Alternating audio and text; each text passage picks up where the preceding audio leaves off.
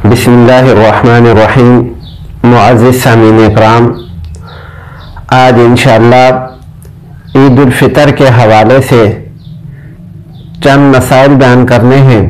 عید الفطر کے دن کو آسمانوں پر یوم الجائزہ یعنی انعام کا دن اس نام سے یاد کیا جاتا ہے، اور عید کی جو رات ہوتی ہے جس کو ہم چاند رات کہتے ہیں اس کو لیلۃ الجائزہ یعنی انعام والی رات کے نام سے جانا جاتا ہے۔ تو آسمانوں پر عید کے دن کے اور چاند رات کے یہ نام ہیں۔ امام بہقی رحمۃ اللہ علیہ نے اپنی کتاب میں ایک لمبی حدیث نقل کی ہے، اس کے کچھ حصے کا مفہوم آپ کے سامنے رکھنا چاہوں گا۔ وہ فرماتے ہیں کہ تاجدار مدینہ صلی اللہ علیہ وآلہ وسلم نے فرمایا، پھر جب عید کی رات ہوتی ہے تو اس کو آسمانوں میں لیلۃ الجائزہ کے نام سے جانا جاتا ہے، اور جب عید کی صبح ہوتی ہے تو الہ العالمین فرشتوں کو حکم دیتے ہیں کہ تم زمین پر اتر جاؤ اور گلیوں میں کھڑے ہو جاؤ اور مسلمانوں کو یہ خوشخبری سناؤ۔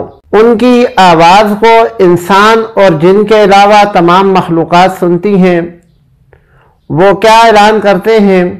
وہ اعلان یہ کرتے ہیں کہ امت محمدی صلی اللہ علیہ وآلہ وسلم اس الہ العالمین کی بارگاہ کی طرف چلو جو زیادہ عطا کرنے والا اور بڑے بڑے گناہوں کو معاف کرنے والا ہے۔ پھر جب لوگ عیدگاہ کی طرف نکلتے ہیں، عیدگاہ کو جاتے ہیں عید کی نماز پڑھنے کے لیے، تو اللہ رب العالمین فرشتوں سے پوچھتے ہیں کہ کیا خیال ہے تمہارا اس آدمی کے بارے میں جس نے اپنی مزدوری پوری کر لی ہو؟ تو فرشتے عرض کرتے ہیں کہ الہ العالمین اس کو اس کی پوری مزدوری یا پوری اجرت دے دی جائے۔ تو الہ العالمین فرماتے ہیں کہ اے ملائکہ، اے فرشتوں، تم گواہ رہو، میں نے ان لوگوں کو رمضان کے روزوں کی برکت سے اور تراویح کی برکت سے اپنی رضا اور مغفرت عطا فرما دی۔ پھر الہ العالمین اپنے بندوں کی طرف مخاطب ہوتے ہیں اور کہتے ہیں کہ میرے بندو، مجھ سے مانگو، میں تمہیں عطا کروں گا۔ آخرت مانگو گے تو آخرت عطا کروں گا، اور دنیا کی کسی چیز کا سوال کرو گے تو تمہاری مصلحت پر غور کروں گا، اور مجھے میری عزت کی قسم جب تک تم میرا خیال رکھو گے یعنی میرے احکام پورے کرو گے، میں تمہاری ستاری کرتا رہوں گا یعنی تمہارے عیبوں کو چھپاتا رہوں گا، اور مجھے میری عزت کی اور میرے جلال کی قسم تمہیں کافروں اور مجرموں کے سامنے کبھی شرمندہ ہونے نہیں دوں گا۔ اب بخشے بخشائے اپنے گھروں کی طرف لوٹ جاؤ، تم نے مجھے راضی کیا اور میں راضی ہو گیا۔ تو فرشتے اس امت کے لیے جب اس اجر اور ثواب کو دیکھتے ہیں تو خوشیاں مناتے ہیں اور کھل جاتے ہیں۔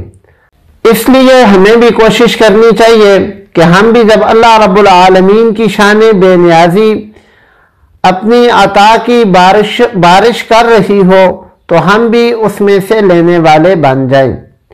عید کے دن کے چند مسنون اعمال ذکر کیے جاتے ہیں۔ عید کے دن صبح سویرے اٹھنا، نماز فجر محلے کی مسجد میں ادا کرنا، اپنے جسم کے زائد بال اور ناخن کاٹ دینا، غسل کرنا، مسواک کرنا۔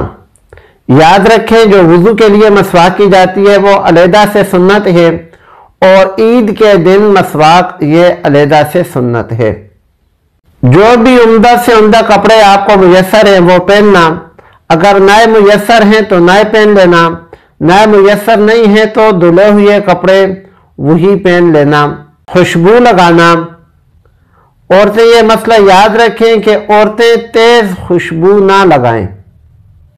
انگوٹھی پہننا، انگوٹھی کے بارے میں مرد حضرات یہ مسئلہ یاد رکھیں کہ مرد کے لیے صرف چاندی کی انگوٹھی پہننا جائز ہے اور کسی دھات کی بنی ہوئی انگوٹھی پہننا جائز نہیں ہے۔ ایک تو یہ مسئلہ ہے دھات کا، اور دوسرا یہ مسئلہ ہے کہ چاندی سے بنی ہوئی انگوٹھی بھی 4.5 ماشا سے کم ہو۔ یہ انگوٹھی کے اندر دو مسئلے ہیں کہ ایک تو صرف چاندی کی انگوٹھی ہو، اور نمبر 2 چاندی کی انگوٹھی بھی جو ہے اس کا وزن 4.5 ماشے تک ہو یا اس سے کم ہو، اس سے زائد نہ ہو۔ اگر صدقہ فطر ابھی تک ادا نہیں کیا تو عید کی نماز کو جانے سے پہلے صدقہ فطر ادا کرنا، عیدگاہ کو جلدی جانا، اور اگر عیدگاہ دور نہ ہو یا کوئی مسئلہ نہ ہو تو عیدگاہ تک پیدل جانا، جاتے ہوئے ایک راستے سے جانا اور واپسی پر راستہ بدل کر دوسرے راستے سے آنا۔ عید کی نماز عیدگاہ میں ادا کرنا، اور اگر عیدگاہ میسر نہ ہو تو پھر محلے کی مسجد میں ادا کرنا۔ عید الفطر کو جاتے ہوئے تکبیرات تشریق آہستہ آواز سے پڑھنا، اور جب عیدگاہ تک پہنچ جائیں تو پھر تکبیرات پڑھنا چھوڑ دینا، یعنی تکبیرات پڑھنا بند کر دینا۔ عید الفطر کی نماز کو جاتے ہوئے کوئی میٹھی چیز، کھجور وغیرہ یہ کھا کر جانا، اور اگر طاق عدد میں کھا لی جائے تو یہ اور زیادہ بہتر ہیں۔ عید کے دن حشاش بشاش رہنا اور ناگوار بات پر اپنے غصے پر قابو رکھنا اور اپنے چہرے کے تاثرات کو خوشی میں بدلنا، یہ بھی عید کی سنت یا عید کے دن کا ایک مستحب عمل ہے۔ اپنی وسعت کے مطابق مستحق لوگوں کی مالی مدد کرنا، اپنی حیثیت کے مطابق اپنے گھر والوں پر کھانے کے اعتبار سے کشادگی کرنا، اگر ممکن ہو تو شرعی حدود میں رہتے ہوئے جبہ پہننا، ایک دوسرے کو عید کی مبارکباد دینا، اس شرط کے ساتھ کہ اس کو لازم نہ سمجھا جائے۔